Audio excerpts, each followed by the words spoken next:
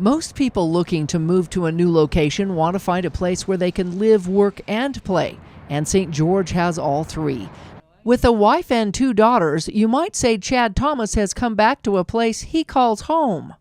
And so as my family was really the big draw for us moving back to Utah, I actually went to school at Southern Utah University for my undergrad, and my parents now live in Cedar City, Utah, and we felt the need just to be closer to family. With over a decade of experience in local government, Chad Thomas is only a week into his new job as St. George City's newest Economic Development Director.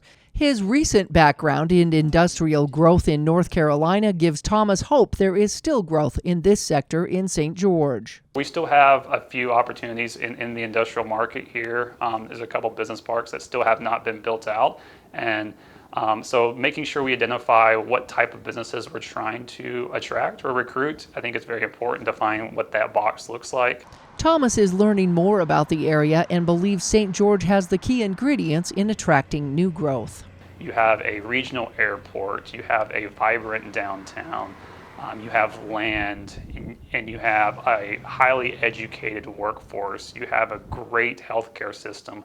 All these things are great ingredients for great economic development. So that's one of my big goals, is to really identify what are we trying to attract. Advanced manufacturing, it could be Class A tech jobs, it could be fintech. What do we want to be, and what are we trying to attract? Another thing is making sure that, and this is one thing that I'm really big on, is making sure that we enable a healthy economy for our existing industry, our existing businesses. Roughly 70% of your growth actually comes from existing businesses.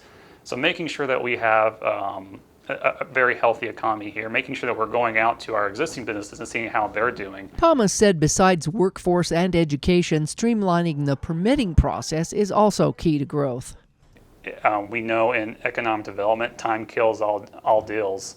And so the more difficult it is to get through your process, the less likely you're going to have business opportunities. So we want to make sure that we're not to necessarily wave a magic wand for all issues, but really keep our ear low to the ground and work with our business community.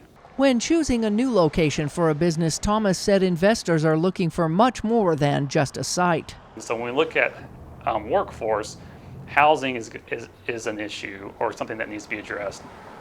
Education, opportunities for daycare, and all these things factor into a qualified workforce. And so I'm really excited to get out into the community and work with the university and work with our school board to make sure that it's not just me going out and being the music man and selling the city. It's selling what we have as a community, and as our community prospers, that makes my job easier as an economic developer.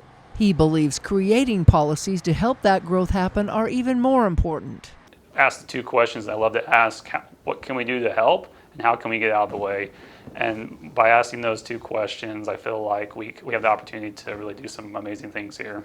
And with a rise in interest rates and inflation, Thomas said the city needs to be even more conscious about growth. The taxpayers' dollars are something that we should, they're very sacred dollars, and we want to make sure we use those wisely. So if you see Chad out and about, give him a warm greeting back home.